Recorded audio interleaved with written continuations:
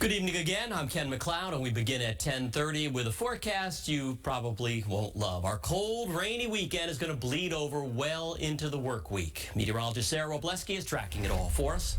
We are stuck in this pattern, but we will see some breaks of blue and a little bit milder temperatures by Tuesday before we get cooler again. It's all because of this low pressure system that's just churning in the Gulf of Maine here, continuing to spin and pinwheel some scattered showers. Steady at times, otherwise mist and drizzle with that onshore flow, and the farther west you go, the drier it is. But we have some of the steadiest showers right now pushing up along 95 as well as 128, also down along the south shore, parts of the Cape and Islands, and that's really going to be the story.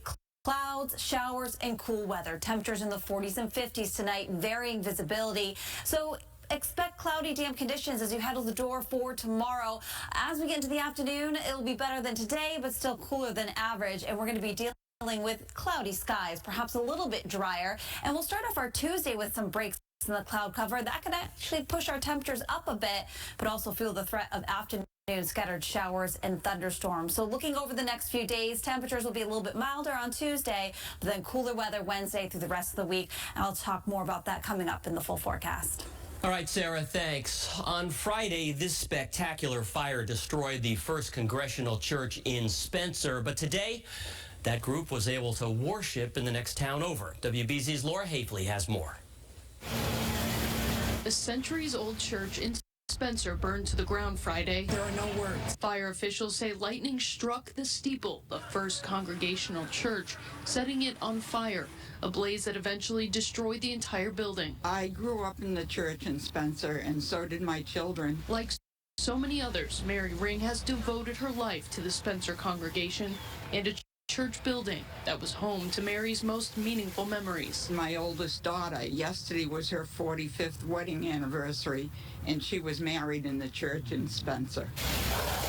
But the church is gone, a reality that's just starting to set in for members and the church pastor. It's their grief that I bear. This Sunday, Pastor Dr. Bruce McLeod held the first service since the fire at the congregation's sister church in Leicester, where members reflected on the past and prayed for the future. These are people I care about. I'm so happy to see so many people here today. I would love to see it rebuilt, if that's possible. The First Congregational Church in Spencer has burned down one other time, back in 1862.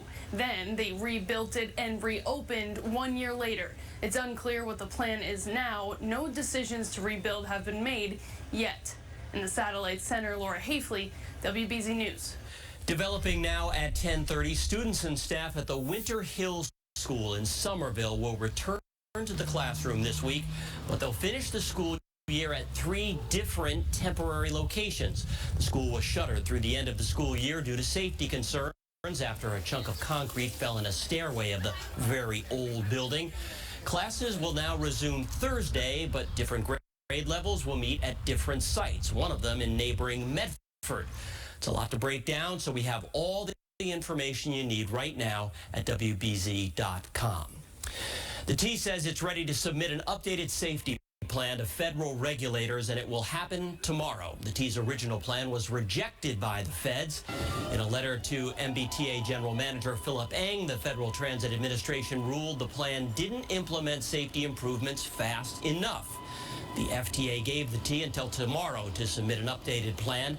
If the plan is rejected, the feds could revoke the MBTA's access to some of the right-of-way it currently uses. And speaking of the T, there was a massive emergency response drill this morning in Braintree to simulate a train crash and derailment. MBTA employees and first responders had to react to a lifelike scenario where a train hit a car and derailed.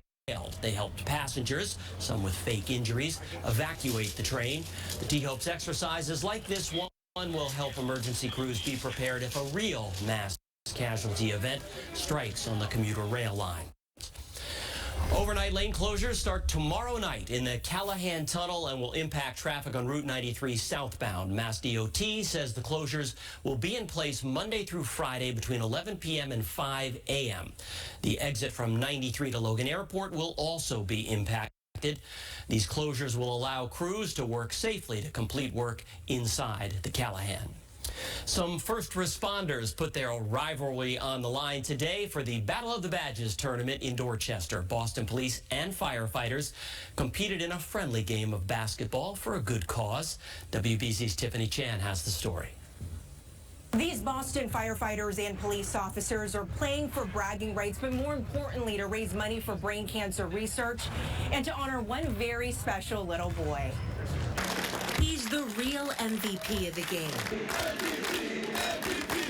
Boston police and firefighters faced off in a friendly game of basketball to help raise money for kids like 7-year-old Royal Smith. My favorite part was really running around the track.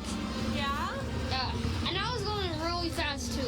Decked out in a Mario Kart because Royal loves Nintendo games. He has leukemia, and the organization A Shot for Life is trying to help find a cure. This is the highlight of our year, honestly. We're giving a memory and a moment that is pretty hard to replicate. Moments like this, zipping around the Boston College High School gymnasium as the guys warm up. There's a bit of a rivalry between cops and firefighters, but they're putting that aside for a good cause. Neither one of us want to lose to each other, so there will be some competition, but we understand the big picture. We're here for Royal. Royal even scored the first 2 points of the game before cops in blue and firefighters in red took to the court. We're hoping to make someone's day and obviously hoping to raise some awareness and raise some money for cancer research.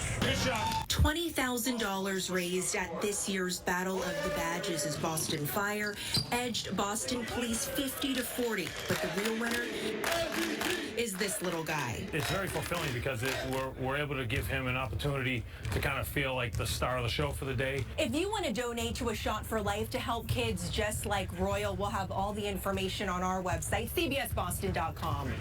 From Boston, I'm Tiffany Chan, WBZ News. That is just great. All right, here's a live look outside on a cold and wet night for June. Sarah will be back with another check of your forecast in just a few minutes.